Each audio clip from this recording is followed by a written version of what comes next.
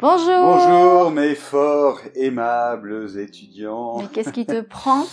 Bien aujourd'hui c'est le langage soutenu, donc je parle dans un registre soutenu. C'est vrai, important de savoir parler aussi un langage soutenu. Alors n'oubliez pas de vous abonner à notre chaîne YouTube pour recevoir votre leçon chaque semaine et on commence. Tout d'abord, en quoi consiste le langage soutenu, Pierre? En fait, le langage soutenu, on parle aussi de registre soutenu, c'est un langage qui est différent de celui de la vie de tous les jours. C'est en fait un langage dans lequel on va utiliser des tournures grammaticales plus complexes, plus élaborées, peut-être plus correctes aussi, et puis un vocabulaire aussi plus recherché et plus riche. Alors, on a fait une vidéo où on compare les trois registres de langue, d'accord, familier, neutre et soutenu, donc pour ça, je vous renvoie vers la vidéo qu'on a déjà faite. On va voir plein d'exemples du langage soutenu, mais tout d'abord, on va voir quand est-ce qu'on l'utilise, ce langage au registre soutenu. Tout d'abord, on l'utilise plus à l'écrit, d'accord? Bon, alors pas dans tous les écrits, mais par exemple dans une lettre formelle. Si jamais vous envoyez une lettre ou un email, bien sûr, de motivation pour le travail, dans tout ce qui est professionnel, travail, mais aussi bien évidemment dans les textes littéraires, d'accord, dans la littérature. Mais en fait, ce n'est pas que l'écrit, le registre soutenu. Oui, ça peut arriver de l'utiliser aussi à l'oral, dans des dialogues plus formels, un entretien de travail, Sûr.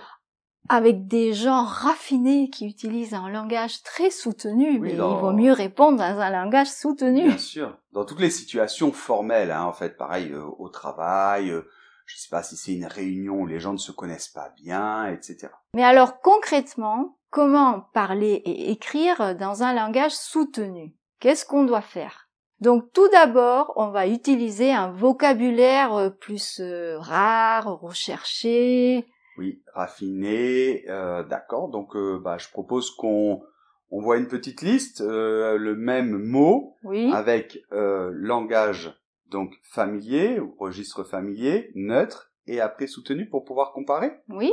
Alors, par exemple, une voiture en langage neutre. Donc, dans un langage familier, on peut utiliser par exemple une bagnole, une caisse, une tire.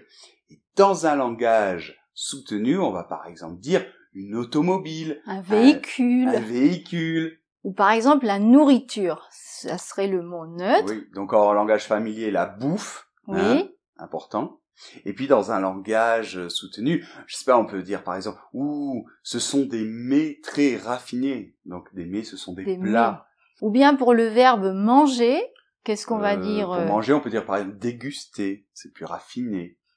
Et pour le verbe dormir, par exemple, s'assoupir. Ou bien pour dire j'en ai assez, on va dire je suis lasse. Les chaussures, les souliers. Oui. Ou tout simplement le mot oui, on peut dire par exemple volontiers.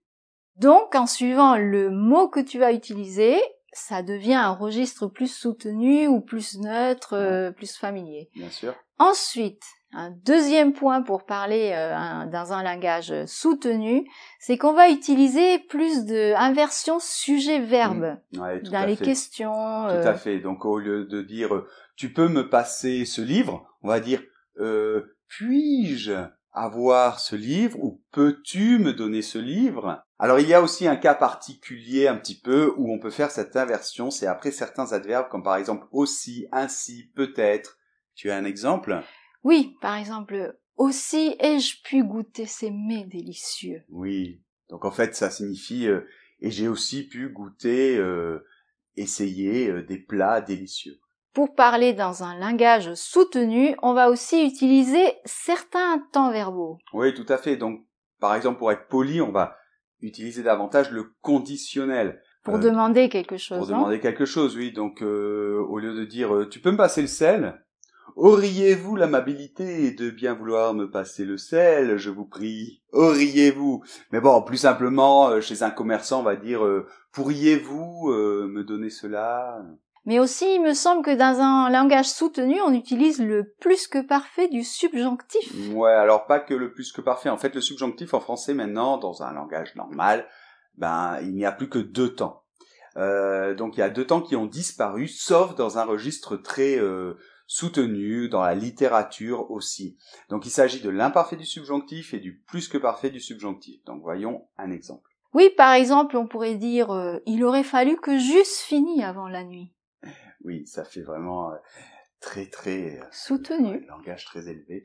Bon, en fait, aujourd'hui, on fait plus la concordance des temps. Donc ici, par exemple, on va pas utiliser le subjonctif plus que parfait, mais le subjonctif passé. Donc, c'est-à-dire le temps composé du subjonctif. Donc, on va dire il aurait fallu que j'ai fini avant la nuit. Alors, 4e caractéristique du langage soutenu, c'est qu'on va utiliser des phrases plus complexes, souvent plus longues. Voyons la même phrase dans les 3 registres. Donc, registre familier, merde, j'ai pété la bagnole de mon frangin. Dans un langage neutre, on aurait dit mince, j'ai cassé la voiture de mon frère. Et dans le langage soutenu, quel malheur, ou bien malédiction, j'ai endommager le véhicule ou l'automobile de mon frère.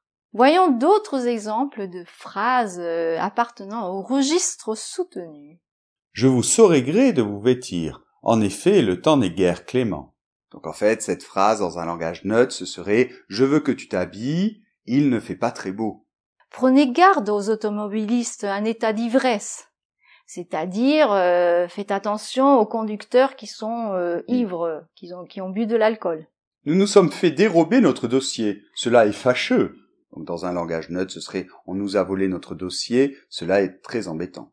J'avais la conviction que Jean-Charles était parmi nous. Ce qui veut dire, j'étais sûr que Jean-Charles était là, parmi nous. Vous résidez dans cette superbe demeure. Vous habitez dans cette belle maison.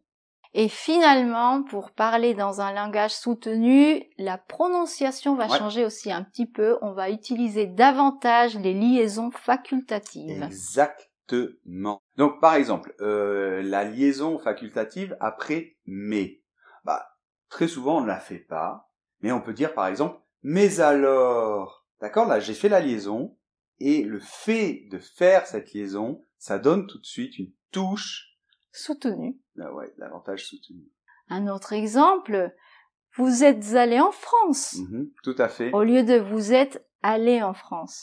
Donc par contre, la liaison entre le pronom et le verbe vous êtes, celle-là, elle est obligatoire. Oui. Mais après, on n'est pas obligé de la faire. Donc on aurait pu dire vous êtes allé en France, mais vous êtes allé en France tout de suite. Tout de suite, là, c'est autre chose. Autre exemple, les incroyables étudiants. Alors là, c'est un peu plus compliqué parce que théoriquement, la liaison entre l'adjectif et le nom devrait être obligatoire. Ceci dit, avec un adjectif aussi long que incroyable, en général, dans un langage neutre, on ne fait pas la liaison. Donc, on pourrait très bien dire les incroyables étudiants. Mais, voilà, les incroyables étudiants, tout de suite, c'est autre chose. Ou bien... ce cours est beaucoup trop important, Pierre. Ouais, avec trop. Avec trop, tout à fait. Donc voilà, on peut faire la liaison et ça donne tout de suite un ton de langage soutenu. Alors pour terminer cette vidéo, j'ai une grande question philosophique et vous me laisserez la réponse dans les commentaires. À votre avis, est-ce que l'on peut parler dans un langage ou un registre soutenu et être très mal élevé ? Ou alors l'inverse, est-ce qu'on peut parler dans un langage très familier et être très poli? Vous me direz ce que vous en pensez dans les commentaires. Donc voilà pour aujourd'hui. Comme toujours, n'oubliez pas de vous abonner à notre chaîne pour des cours de français. Je vous serai gré de bien avoir l'obligeance de vous souscrire à nos cours gratuits. Eh bien, à la semaine prochaine si vous le voulez bien. Au revoir.